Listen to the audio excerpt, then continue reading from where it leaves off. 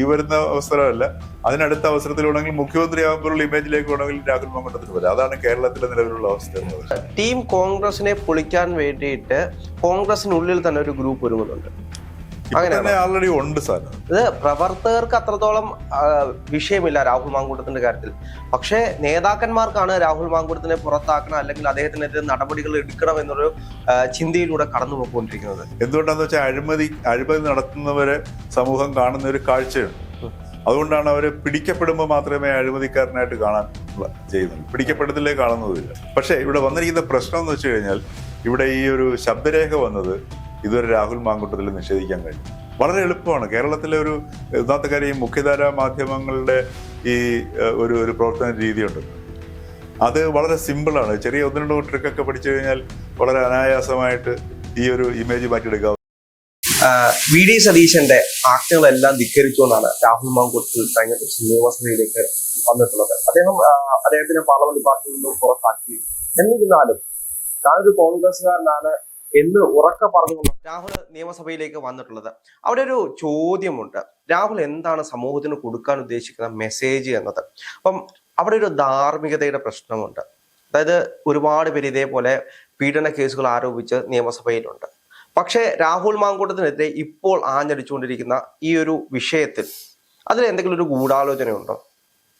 ഇതിനകത്ത് ഗൂഢാലോചനയേക്കാൾ ഉപരി രാഹുൽ മാങ്കൂട്ടത്തിന് സാങ്കേതികമായിട്ട് നിയമസഭയിൽ വരാം. കാര്യം രാഹുൽ മാങ്കൂട്ടത്തിനെതിരെ കേസില്ല. മാത്രമല്ല, രാഹുൽ മാങ്കൂട്ടത്തിന് പാർലമെന്ററി പാർട്ടിയിൽ നിന്ന് മാറ്റിയിട്ടുണ്ടെന്നുള്ള കത്തും രേഖാമൂലം സ്പീക്കർ കൊടുക്കുകയും രാഹുൽ മാങ്കൂട്ടത്തിന് പ്രതിപക്ഷത്തിന്റെ പിന്നിൽ ഒരു സീറ്റ് അലോട്ട് ചെയ്യുകയും ചെയ്തു. അദ്ദേഹത്തിനെതിരെ ഒരു കേസ് നിലവിലില്ല. പിന്നെ വി ഡി സതീശന്റെ അഭിപ്രായം ഇപ്പം നിലവിൽ രാഹുൽ മാങ്കൂട്ടത്തിന് ബൈൻഡിങ് അല്ല, കേൾക്കണമെന്നില്ല. കാര്യം രാഹുൽ മാങ്കൂട്ടത്തിൽ ഇപ്പൊ കോൺഗ്രസ് പാർട്ടിയിൽ നിന്ന് സസ്പെൻഡ് ആയിരിക്കുകയാണ്. അപ്പൊ സസ്പെൻഡ് ആയിരിക്കുന്ന ഒരു അംഗത്തിന് നേതൃത്വത്തിന്റെ ഈ പറഞ്ഞതുപോലെ ഒരു അല്ലെങ്കിൽ ആ ഒരു നിലപാട് സ്വീകരിക്കാതിരിക്കുകയോ ചെയ്യാം. പക്ഷെ ഇവിടെ ധാർമ്മികത മാത്രമേ പ്രശ്നമുള്ളൂ. അപ്പൊ വി ഡി സതീശൻ ഉയർത്തുന്നതും ധാർമ്മികതയാണ്. അപ്പൊ ആ ധാർമ്മികത വി ഡി സതീശൻ ഇത്രയധികം ഉയർത്താൻ കാരണമെന്ന് പറയുന്നത്, ഭരണപക്ഷത്തും ഇതേപോലുള്ള ആൾക്കാരുണ്ട്. ഇപ്പം മുകേഷ്, അദ്ദേഹത്തിനെതിരെ കേസുകളുമുണ്ട്, ഒരുപാട് ആരോപണങ്ങൾ ഇതുപോലെ വന്നിട്ടുണ്ട്. പക്ഷെ അദ്ദേഹം വളരെ ഭദ്രമായിട്ട് ഭരണപക്ഷത്ത് തുടരുന്നു, MLA ആയിട്ടും പ്രവർത്തിക്കുന്നു. പിന്നെ മറ്റൊന്ന്, നിയമസഭയിൽ തന്നെ എടുത്തു നോക്കിക്കഴിഞ്ഞാൽ ഇപ്പൊ ധാർമ്മികത പ്രശ്നത്തിലേക്ക് വരികയാണ്. ഇപ്പോ പി കെ കുഞ്ഞാലിക്കുട്ടി, അദ്ദേഹത്തിനെതിരെ ഐസ്ക്രീം പാർലർ കേസ് വന്നു. അദ്ദേഹത്തിന് ഒരു രചന എന്ന് പറയുന്ന യുവതി അദ്ദേഹത്തിന്റെ കുട്ടിയാണെന്ന് പറഞ്ഞൊരു കുട്ടിയുമായിട്ട് വന്നിട്ട് രംഗത്ത് വന്നിട്ടാണ് ഇതെല്ലാം പറയുകയൊക്കെ ചെയ്തത്. അപ്പൊ അന്ന് അദ്ദേഹത്തിന് മന്ത്രിസ്ഥാനം രാജിവെക്കേണ്ടി വന്നു. പിന്നെ ആ പിന്നാലെ വന്ന തെരഞ്ഞെടുപ്പിൽ അദ്ദേഹം പരാജയപ്പെട്ടു. അതിനുശേഷം നടന്ന നിയമസഭാ തെരഞ്ഞെടുപ്പിൽ അദ്ദേഹം ചരിത്രത്തിലെ ഏറ്റവും വലിയ ഭൂരിപക്ഷത്തിൽ ജയിച്ചു വന്നു.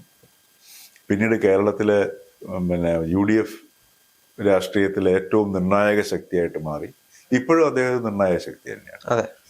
അപ്പോ എന്താണ് ഇപ്പം വി ഡി സതീശനെതിരെ ഈ രാഹുൽ മാങ്കൂട്ടത്തിനെതിരെ ഇത്ര ഒരു സംഗതി പോലും ശബ്ദരേഖ മാത്രമേ ഉള്ളൂ, വേറൊരു തെളിവും നിലവിലില്ല, ഇല്ലേ? ആരും തന്നെ പരാതി കൊടുക്കാനും തയ്യാറല്ല. അപ്പൊ അത്ര പോലും ഇല്ലാത്ത രാഹുൽ മാങ്കൂട്ടത്തിൽ എന്ത് ധാർമ്മികതയാണ് താൻ ഇതിനെ സ്വീകരിക്കേണ്ടത്? മുകേഷിനും പി കെ കുഞ്ഞാലിക്കുട്ടിക്കും അതുപോലെ മറ്റു പലരും ഉണ്ട് ഈ ആരോപണം നേരിട്ടുള്ളത്. CPM നോക്കിക്കഴിഞ്ഞാൽ ഒരു നീണ്ട നിര തന്നെയുണ്ട്, ഇല്ലേ? അപ്പൊ ഇത് എന്ത് ധാർമ്മികതയാണെന്നുള്ള ചോദ്യം ഈ ചെറുപ്പക്കാരന്റെ മുമ്പിൽ ഉയർന്നു നിൽക്കുന്നുണ്ട്. അപ്പൊ സ്വാഭാവികമായിട്ട് ഇപ്പം അയാൾക്ക് കോൺഗ്രസ്സുകാരനാണെന്ന് പറഞ്ഞു നിൽക്കാനുള്ള അവകാശമുണ്ട്. അയാൾ കോൺഗ്രസിന് സസ്പെൻഡ് ആയിട്ടേ ഉള്ളൂ. പിന്നെ അത് അയാളുടെ വ്യക്തിപരമായ തീരുമാനമാണ്, ഞാൻ കോൺഗ്രസ് ആവണോ വേണ്ടെന്നുള്ളത്. ഇന്ന് തന്നെ അദ്ദേഹം മാധ്യമങ്ങൾ കൊടുത്തൊരു ബൈറ്റ് ഉണ്ട്. അതിൽ അദ്ദേഹം പറയുന്നുണ്ട്, എന്നെ കൊല്ലാൻ നിൽക്കുന്ന സർക്കാരിന്റെ ഏജൻസികളാണ് ഈ കേസുകൾ അന്വേഷിക്കുന്നത് എന്നൊരു പ്രസ്താവന അദ്ദേഹം പറയുന്നുണ്ട്. അപ്പൊ അദ്ദേഹം തന്നെ പറയുന്നുണ്ട്, സർക്കാരാണ് തനിക്ക് എതിര് എന്നൊരു സ്റ്റേറ്റ്മെന്റ് ഇന്ന് അദ്ദേഹം പറഞ്ഞിട്ടുണ്ട്. അപ്പം അദ്ദേഹത്തിന്റെ ഭാഗത്ത് തെറ്റില്ല എന്നാണ് അദ്ദേഹം വീണ്ടും ഉറച്ചു പറഞ്ഞുകൊണ്ടിരിക്കുന്നത്.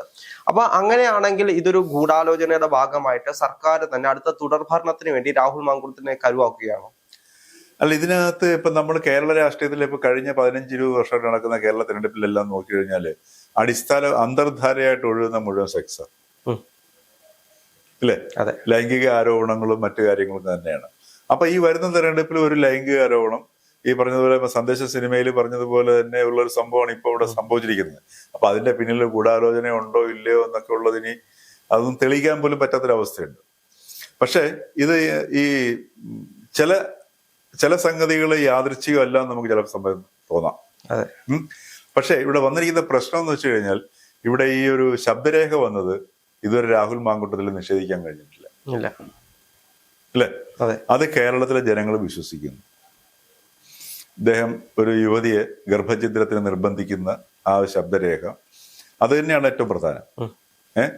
അത് രാഹുൽ മാങ്കൂട്ടത്തിൽ ഇത് തന്റെ സ്വരമല്ല എന്ന് പറയാനോ അതല്ലെങ്കിൽ മറ്റൊരു രീതിയിലും നിഷേധിക്കാനോ തയ്യാറാവുന്നില്ല. ഇത് കേരളത്തിലെ ജനങ്ങൾ വിശ്വസിക്കുന്നു. അദ്ദേഹത്തിനെ തെരഞ്ഞെടുത്ത പാലക്കാട് ജനങ്ങളും വിശ്വസിക്കുന്നു. അപ്പൊ അത്തരം ഒരു വ്യക്തി തങ്ങളുടെ ജനപ്രതിനിധി ആയിരിക്കണോ എന്നുള്ളത് തീരുമാനിക്കേണ്ടത് രാഹുൽ മാങ്കൂട്ടത്തിലാണ്. അവിടെയാണ് രാഹുൽ മാങ്കൂട്ടത്തിന്റെ മുമ്പിലുള്ള ഒരു ധാർമ്മികത ഇഷ്യൂ വരുന്നത്. അല്ല, വേറൊരു ഇഷ്യൂ ഇതിനകത്തില്ല.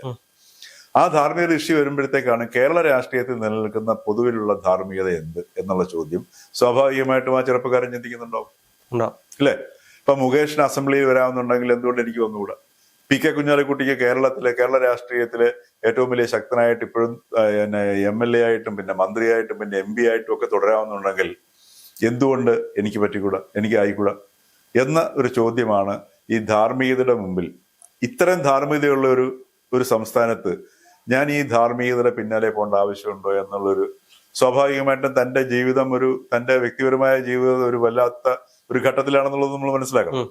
അപ്പൊ അങ്ങനെയുള്ള ഒരു അവസ്ഥയിൽ ആ ചെറുപ്പക്കാരൻ അങ്ങനെ ചിന്തിച്ചു കഴിഞ്ഞാൽ അത് നമുക്കൊന്നും പറയാൻ പറ്റത്തില്ല. അതിന്റെ ധൈര്യത്തിൽ നിന്നാണ് രാഹുൽ മാങ്കൂട്ടത്തിൽ ഇന്നിപ്പോ അസംബ്ലിയിൽ ഹാജരായിരിക്കുന്നത്. ഇതിനപ്പുറത്തേക്ക് നമ്മൾ നോക്കിക്കഴിഞ്ഞാൽ കഴിഞ്ഞ ദിവസം ഒരു യുവതി യൂത്ത് കോൺഗ്രസിന്റെ നേതാവാണ് എന്ന് പറഞ്ഞ് രാഹുൽ മാങ്കൂട്ടത്തിൽ നിന്ന് മോശമായിട്ട് അനുഭവം ഉണ്ടായിട്ടുണ്ട് എന്ന് പറഞ്ഞ് പോലീസിൽ പരാതി നൽകാൻ പോയിരുന്നു. പിന്നീട് അതിനെ പറ്റിയുള്ള അന്വേഷണം പോയപ്പോഴാണ് അറിഞ്ഞത് അവര് കോൺഗ്രസ്സുകാരി അല്ല, അല്ലെങ്കിൽ യൂത്ത് കോൺഗ്രസ്സുകാരി അല്ല, അവര് മറ്റ് സൈബർ കേസുകൾ പലപ്പോഴും ഇതേ കൂട്ട് ഹണി ട്രാപ്പ് അതേ കൂട്ടുള്ള കേസുകളിൽ പ്രതി ആയിട്ടുള്ള യുവതിയാണ് എന്ന് പറഞ്ഞൊരു വാർത്ത വന്നിരുന്നു. അതിനുശേഷം കോൺഗ്രസ് പാർട്ടി തന്നെ ഇപ്പം സോഷ്യൽ മീഡിയയിൽ ഫൈറ്റ് ചെയ്തുകൊണ്ടിരിക്കുന്നത് ഇതൊരു ഗൂഢാലോചനയുടെ ലക്ഷ്യമാണ്, രാഹുലിനെ തകർക്കാനും അതുവഴി കോൺഗ്രസിനെ ഇല്ലാതാക്കാനും ഇപ്പോൾ ശ്രമിച്ചുകൊണ്ടിരിക്കുകയാണ് എന്ന് പറഞ്ഞൊരു കാര്യമാണ് സോഷ്യൽ മീഡിയയിൽ ഇപ്പോൾ കോൺഗ്രസ്സുകാരനെ പ്രതിരോധിച്ചുകൊണ്ടിരിക്കുന്നത്. അപ്പൊ അങ്ങനെ നോക്കുകയാണെങ്കിൽ ഇതൊരു തരത്തിൽ ശരിയായിട്ടുള്ള കാര്യം തന്നെയല്ലേ ഇത്തരത്തിലുള്ള വ്യാജ കേസുകളൊക്കെ വരുന്നത്? അല്ല, ഇതിനകത്ത് ഇപ്പം രാഹുൽ മാങ്കൂട്ടത്തിനെ പൊളിക്കുന്നതോടുകൂടി രാഹുൽ മാങ്കൂട്ടത്തിന്റെ പ്രതിച്ഛായ അല്ലെങ്കിൽ അദ്ദേഹത്തിനെ ഈ രീതിയിലാക്കുന്നതോടുകൂടി കോൺഗ്രസിനകത്ത് ഉള്ളൊരു പുതിയ ഈ ഭരണത്തെ പിടിക്കാൻ തയ്യാറായി വന്ന കോൺഗ്രസിന് ഒരു ടീം കോൺഗ്രസ് ഉണ്ട്. ഷാഫി പറമ്പില്, BD സതീശൻ തുടങ്ങിയവർ ഉൾപ്പെടുന്ന ഒരു ടീം കോൺഗ്രസിന് പൊളിക്കാൻ കഴിഞ്ഞിട്ടുണ്ട്. മനസ്സിലായി? അവിടെയാണ് രാഹുൽ മാങ്കൂട്ടം അതിനകത്ത് ഈ ഏറ്റവും ശക്തനായിരുന്നു അയാൾ. ഇപ്പൊ ഉദാഹരണത്തിന് നിലമ്പൂർ തിരഞ്ഞെടുപ്പിലൊക്കെ ഏറ്റവും കൂടുതൽ മുൻപിൽ നിന്നും പുറകിൽ നിന്നും മുഴുവൻ ഇതിന്റെ ഒരു ബുദ്ധി കേന്ദ്രമായിട്ട് പ്രവർത്തിച്ചത് മുഴുവൻ രാഹുൽ മാങ്കൂട്ടത്തിലാണ്, നമുക്കറിയാതെ. മാത്രമല്ല കോൺഗ്രസിനകത്തെ മുതിർന്ന നേതാക്കന്മാർ വിചാരിച്ചിട്ട് പോലും അൻവറിനെ മുന്നണിയിലേക്ക് എടുക്കാതിരുന്നതിന്റെയൊക്കെ പിന്നില് പ്രവർത്തിച്ചതും ഒക്കെ ഈ ഒരു ടീം കോൺഗ്രസ് ആണ്. അപ്പൊ ആ ടീമിനെ തകർത്ത് കഴിഞ്ഞാൽ കോൺഗ്രസിന്റെ ശക്തി പോയി എന്നുള്ളത് വ്യക്തമായിട്ട് പോകും എന്നുള്ളത് വ്യക്തമായിട്ട് LDF-നും CPM-നും അറിയാം. അപ്പൊ ആ രീതിയിൽ ഇങ്ങനൊരു അവസരം അവര് സൃഷ്ടിക്കുകയോ അതല്ലെങ്കിൽ കിട്ടിയ അവസരം നന്നായിട്ട് ഉപയോഗിക്കുകയോ ചെയ്യും എന്നുള്ളത് സ്വാഭാവികമാണ്. പക്ഷെ ഈ രാഹുൽ ഇന്ന് അസംബ്ലിയിൽ വരാൻ കാരണം എന്ന് പറയുന്നത് അദ്ദേഹത്തിന്റെ ഈ ധാർമ്മികതയുടെ പ്രശ്നം മാറ്റി വെച്ചു കഴിഞ്ഞാലും അദ്ദേഹത്തിന് നല്ല ആത്മവിശ്വാസം ഉണ്ടായി എന്നുള്ള സാധനമാണ്. ആത്മവിശ്വാസം ഉണ്ടാകാൻ കാരണം ഒരു പരിധിക്കപ്പുറം ഭരണപക്ഷത്തിനും ഇദ്ദേഹത്തിനെതിരെ ശബ്ദം ഉയർത്താൻ പറ്റില്ല. അല്ല, ഭരണപക്ഷത്തിന് അപ്പുറത്തേക്ക് നമ്മൾ നോക്കിക്കഴിഞ്ഞാൽ കോൺഗ്രസ് ഉള്ളവർ തന്നെയാണ് രാഹുൽ മാങ്കൂട്ടത്തിനെ കുത്തുന്നത്. അപ്പം അത് VD സതീശനായിരിക്കാം, ബാക്കി നേതാക്കന്മാരായിരിക്കാം.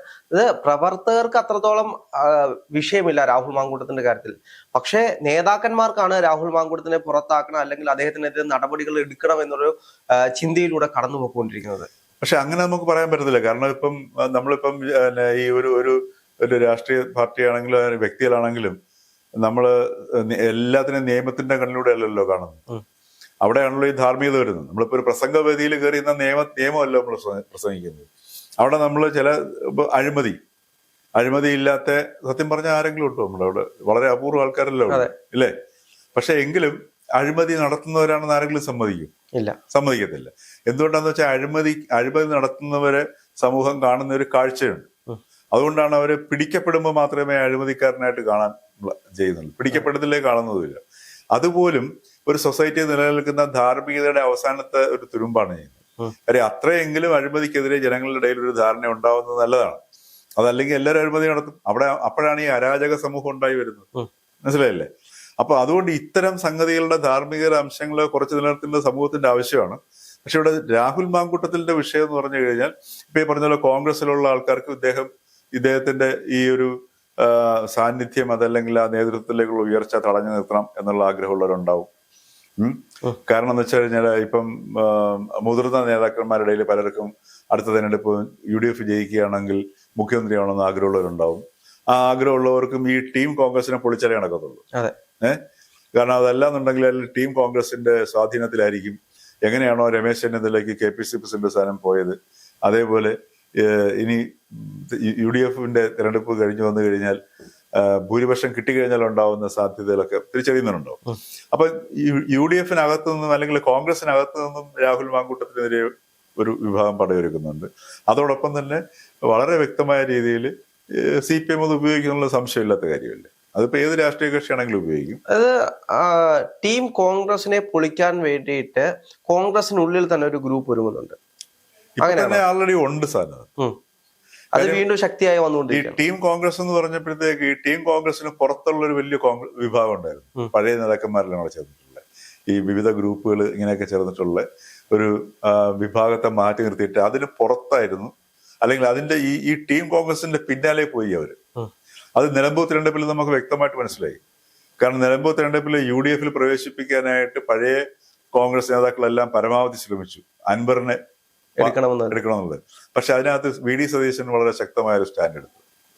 അത് ഈ ടീം കോൺഗ്രസിന്റെ തീരുമാനമായിരുന്നു. ആ ടീം കോൺഗ്രസിനാണ് ഇപ്പം ഈ രാഹുൽ മാങ്കൂട്ടത്തിൽ വിഷയത്തിലൂടെ പൊളിഞ്ഞു പോയിരിക്കുന്നത്. അപ്പൊ ആ പൊളിഞ്ഞു പോയതിന് ഇനിയിപ്പോ വീണ്ടും രാഹുൽ മാങ്കൂട്ടത്തിലെ അസംബ്ലിയിൽ വരികയോ അതല്ലെങ്കിൽ ഈ പറഞ്ഞ പോലെ സജീവമായ രാഷ്ട്രീയത്തിലേക്ക് വരികയോ ഒക്കെ ചെയ്ത് അതൊക്കെ സാധിക്കും. കേരളത്തിൽ അത്ര വലിയ പ്രയാസം എന്നുള്ള കാര്യമല്ല. കാര്യം കുറച്ച് ദിവസം ഇത് കഴിഞ്ഞിട്ട് അദ്ദേഹം ഇനി പാലക്കാട്ടേക്ക് പോകാതിരിക്കട്ടെ, കുറച്ച് ബഹളവും അടിയും പിടിയൊക്കെ ഉണ്ടാവും CPMകാരുടെ അല്ലെങ്കിൽ DYFകാരുടെ. അത് കഴിഞ്ഞ് 2 ദിവസം ഇത് നടത്തും. അത് കഴിഞ്ഞിട്ട് ഒരു നിർത്തിക്കഴിഞ്ഞാൽ വീണ്ടും ചില വേദികൾ വരും. അതേപോലെ തന്നെ വേറെ ചില വേദികൾ പ്രത്യക്ഷപ്പെടും. ഈ ഇമേജ് ഒക്കെ പെട്ടെന്ന് മാറും. കേരളത്തിലെ ഇപ്പോഴത്തെ ഈ ധാർമ്മികതയുടെ ഈ ഒരു രീതി അങ്ങനെയാണ്. നമ്മൾ ഏത് വൃത്തികേടുകൾ ചെയ്ത് വെച്ചാലും കുറച്ച് കഴിയുമ്പോഴത്തേക്ക് വേണമെന്നുണ്ടെങ്കിൽ ആ വൃത്തികേടുകളിൽ നിന്ന് വന്നിട്ട് വേണമെങ്കിൽ അതിനേക്കാൾ ഉയരത്തിലേക്ക് പോകാൻ പറ്റും. ഉദാഹരണത്തിന് കഴിഞ്ഞ ഓണത്തിന് ഒറ്റ സിനിമാ താരങ്ങളെയും നമ്മൾ ടെലിവിഷനിൽ ഓണത്തിന് പ്രോഗ്രാമിന് കണ്ടില്ല. കാര്യം എന്താണ്? അന്ന് അവരുടെയൊക്കെ ഈ താരങ്ങളെല്ലാം തറയിൽ വീണ് ഉടഞ്ഞടങ്ങുന്ന സംഭവമായിരുന്നു. പക്ഷെ ഇക്കുറി ഓണത്തിന് ചരിത്രത്തിൽ ഇത്രയും വലിയൊരു ഗ്ലാമറിലേക്ക് വന്ന താരങ്ങളില്ലായിരുന്നു, ഇല്ലേ? അപ്പൊ ഈ 1 വർഷത്തിനിടയ്ക്ക് ഹേമ കമ്മിറ്റി റിപ്പോർട്ടിന് എന്തെങ്കിലും സാധിച്ചോ? ഇല്ലല്ലോ, ഒന്നും സാധിച്ചില്ല. എന്തെങ്കിലും അവസ്ഥകൾക്ക് മാറ്റം വന്നു? ഇല്ല, അതും വന്നിട്ടില്ല. എന്നിട്ട് എന്തുകൊണ്ട് പിന്നെ ഈ ഉടഞ്ഞ താരങ്ങളെ വീണ്ടും അതിശക്തമായിട്ട് ഇളങ്ങുന്ന താരങ്ങളായിട്ട് മാറി? അതെ, കാരണം അന്നുണ്ടായിരുന്ന വിഷയങ്ങൾ നമ്മൾ എടുത്തു നോക്കിക്കഴിഞ്ഞാൽ ചില താരരാജാക്കന്മാർ നമ്മൾ പോലും ചിന്തിക്കാത്ത രീതിയിൽ അവർ സ്ത്രീ വിഷയത്തിൽ ബന്ധപ്പെട്ടിട്ടുണ്ട് എന്ന് അറിയുമ്പോൾ അന്ന് അവർക്കെതിരെ വലിയ രീതിയിലുള്ള പ്രക്ഷോഭങ്ങളാണ് ഉണ്ടായത്. പക്ഷേ പിന്നീട് അദ്ദേഹത്തിന്റെ സിനിമകൾ ഇറങ്ങിയാലും അത് ആരും ബഹിഷ്കരിച്ചതായിട്ട് നമ്മൾ കണ്ടിട്ടില്ല. എല്ലാവരും തിയേറ്ററിൽ പോയ സിനിമകളെല്ലാം കണ്ടിട്ടുണ്ട്. ഇപ്പം വീണ്ടും ഒരു പഴയതിനെക്കാട്ട് ഗംഭീര ഇമേജിലേക്ക് വന്നില്ലേ? അതെ, ഇത്രയേ ഉള്ളൂ കേരളത്തിലെ കാര്യം. ഇത് രാഹുൽ മാങ്കൂട്ടത്തിലും മറ്റെല്ലാരെക്കാട്ടും നന്നായിട്ട് അറിയാം. അതുകൊണ്ടാണ് ആ യുവാവ് ഇന്ന് അസംബ്ലിയിൽ വന്നത്. ഇതെങ്ങനെ ഈ ഇമേജ് കൺവേർഷൻ കേരളത്തിൽ സാധ്യമാക്കാം? വളരെ എളുപ്പമാണ്. കേരളത്തിലെ ഒന്നാമത്തെ കാര്യം, ഈ മുഖ്യധാരാ മാധ്യമങ്ങളുടെ ഈ ഒരു പ്രവർത്തന രീതി ഉണ്ടല്ലോ, അത് വളരെ സിമ്പിളാണ്. ചെറിയ 1-2 ട്രിക്കൊക്കെ പഠിച്ചു കഴിഞ്ഞാൽ വളരെ അനായാസമായിട്ട് ഈ ഒരു ഇമേജ് മാറ്റിയെടുക്കാവുന്ന PR വർക്കുകളുടെ കാലമാണ്. കൃത്യമായി PR എങ്ങനെ അനായാസം ചെയ്യാൻ പറ്റും. അത് കേരളം അതിന്റെ ഉദാഹരണമാണ്. ഈ പറഞ്ഞ ഒറ്റ കാലം എടുത്തു. കഴിഞ്ഞ ഓണത്തിന് എന്തുകൊണ്ട് സിനിമാ താരങ്ങളെ വെച്ചിട്ട് കൊച്ചു വർത്തമാനം ടെലിവിഷനുകാർ നടത്തിയില്ല?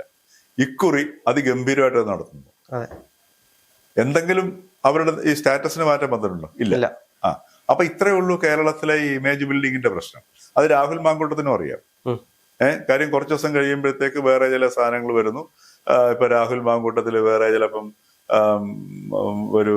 ചിലപ്പോൾ ഒരു ഇന്റർനാഷണൽ ബോഡിയിൽ പോയി പ്രസംഗിക്കുന്നു, ചിലപ്പോൾ ഐക്യരാഷ്ട്രസഭയുടെയോ അതല്ലെങ്കിൽ അതേപോലുള്ളൊരു ന്യൂയോർക്കിലൊരു വലിയൊരു ഇതിൽ പോയി സംസാരിക്കുന്നു. അവിടെ പോയിട്ട് മറ്റേ വിവേകാനന്ദന്റെ ചിക്കാഗോ പ്രസംഗത്തിന് ശേഷം കേട്ട ഏറ്റവും വലിയ പ്രസംഗമാണെന്ന് പറയുന്നു. നമ്മൾ കൊട്ടിഘോഷിക്കുന്നു, ഇമേജ് മാറുന്നു. വേണമെങ്കിൽ എനിക്ക് തോന്നുന്നു ചിലപ്പോൾ അങ്ങനെയുള്ളൊരു അവസ്ഥയിൽ വേണമെങ്കിൽ അടുത്ത ഈ ഭാഗമല്ല, ഈ വരുന്ന അവസരമല്ല, അതിനടുത്ത അവസരത്തിൽ വേണമെങ്കിൽ മുഖ്യമന്ത്രി ആകുമ്പോഴുള്ള ഇമേജിലേക്ക് വേണമെങ്കിൽ രാഹുൽ മാങ്കൂട്ടത്തിന് വരാം. അതാണ് കേരളത്തിലെ നിലവിലുള്ള അവസ്ഥ എന്ന് പറയുന്നത്. അത് രാഹുലിന് നന്നായിട്ട് അറിയാം. അതുകൊണ്ടാണ് ആ യുവാവ് വളരെ തന്ത്രപരമായിട്ട് ഇങ്ങനെ നീങ്ങിക്കൊണ്ടിരിക്കുന്നത്.